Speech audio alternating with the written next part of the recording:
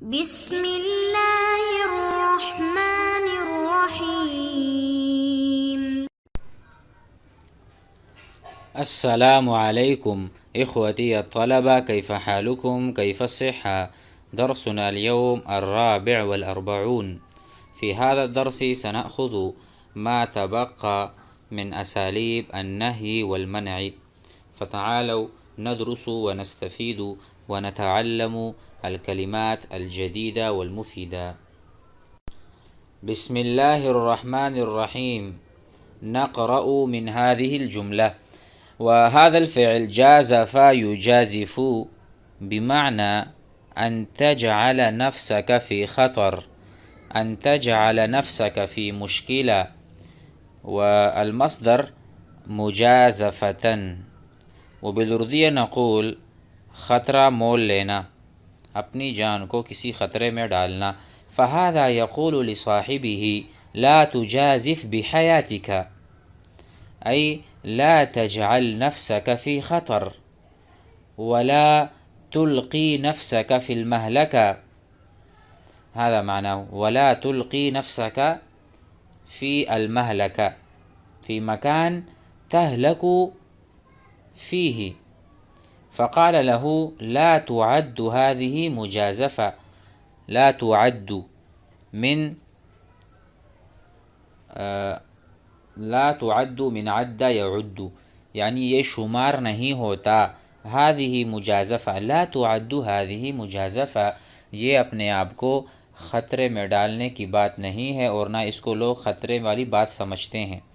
طیب کما نقول أنا لا أعده غضبان.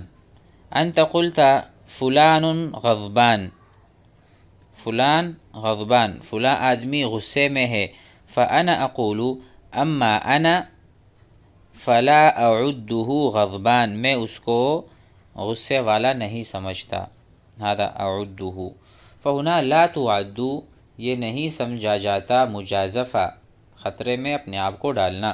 بل هي مہارة وحذاقة. الحذاقة مهارة، لا بأس لو نشرح.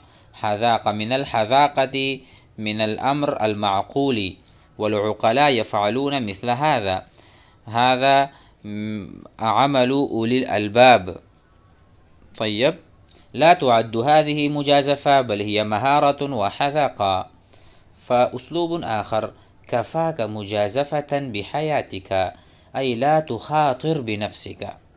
نفس المعنى، أي لا تجعل نفسك في خطر، لا تخاطر بحياتك. كفاك هذا. تراجع، پیچھے ہٹو. تراجع عن عزمك. تراجع، تراجع يتراجع، الامر منه تراجع، پیچھے ہٹو. عن عزمك، اپنے عزم اور اپنے ارادے سے. فهنا قيل بعده أتعتبر هذه مجازفة، آپ اس کو خطرے والی بات سمجھ بیٹھے. أتعتبر بمعنى أتعتقد، کیا آپ کا یہ اعتقاد ہے کہ یہ اپنے آپ کو خطرے میں ڈالنے کی بات ہے. فكيف لو رأيت سابقاتها، فكيف تو کیا ہی بات ہو اگر آپ اس سے پہلے والے میرے کام دیکھ لیں. سابقات من السابقات ومن الأعمال السابقة. هذا عمل، هذا عمل فعلته سابقا. طيب، أو هذه أفعال سابقات، أي فعلتها فيما سبق. لو رأيت تلك الأعمال فماذا ستقول؟ ستقول هذا أو هذه الأعمال السابقات هي أشد من المجازفات، أو من هذه المجازفة التي تعتبرها مجازفة، وأنت تقول هي مجازفة وإهلاك النفس وتدمير النفس ومثل ذلك. فقال دع عنك، أسلوب آخر، دع عنك من اترك المجازفة بحياتك. اي والله، اي والله هذا حرف القسم. اي والله كما تقول هذا صحيح وأنا أوافقك. لا ينبغي، نہیں چاہیے، لا ينبغي أن نجازف، بحیاتنا، نہیں ایسا نہیں کرنا کہ اپنے آپ کو اور اپنی زندگی کو خطرے میں ڈال دیں، ایسا نہیں کرنا چاہیے۔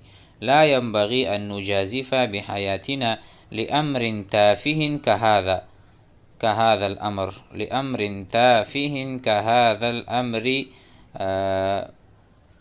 كهذا الامر المعین والمقرر او الامر الذي امامنا۔ امر تافہ معنی امر بسیط، معمولی سی بات کے لیے اپنے آپ کو خطرے میں نہیں ڈالنا چاہیے، هذا معنی ای واللہ لا ينبغي ان نجازف بحیاتنا لامر تافہ بسیط كهذا۔ طيب نتقدم الى اسلوب جدید۔ هنا لا يسوءن ادبك مع الاخرین، ساء يسوء، مجرد ساء يسوء، ساءت اخلاقه، اس کے اخلاق بگڑ گئے، ساءت اخلاقه۔ ساء الرجل، آدمی بگڑ گیا، ساء الرجل وساءت اخلاقه، اور اس کے اخلاق بھی بگڑ گئے۔ فهنا لا يسوءن، نون انتم تعرفون نون مثقلہ، فنون مثقلہ تأتی للتأکید، لا یسوءن، ہرگز یا بالکل بھی نہ ہو، ضرور بھی ضرور نہ ہو اور برے نہ ہو، ادب کا آپ کا ادب، لابد ان تتأدب مع الناس، علیک ان تتأدب مع الناس، لوگوں کے ساتھ ادب سے پیش آؤ، علیک یجب علیک، لا یسوءن ادبک، بالکل بھی ہرگز بھی نہیں آپ کا ادب، آپ کا احترام، اٹھک بیٹھک یہ سارا جو ہے مع الاخرین، اوروں کے ساتھ بالکل بھی بگڑا ہوا نہیں ہونا چاہیے۔ فقال ما عرفت بسوء الادب، انا ما عرفت، ابھی تک کسی نے میرے بارے میں نہیں کہا، یا میں اس چیز سے متعلق کسی نے نہیں کہا کہ میرے آداب اچھے نہیں ہیں، میرے اخلاق صحیح نہیں۔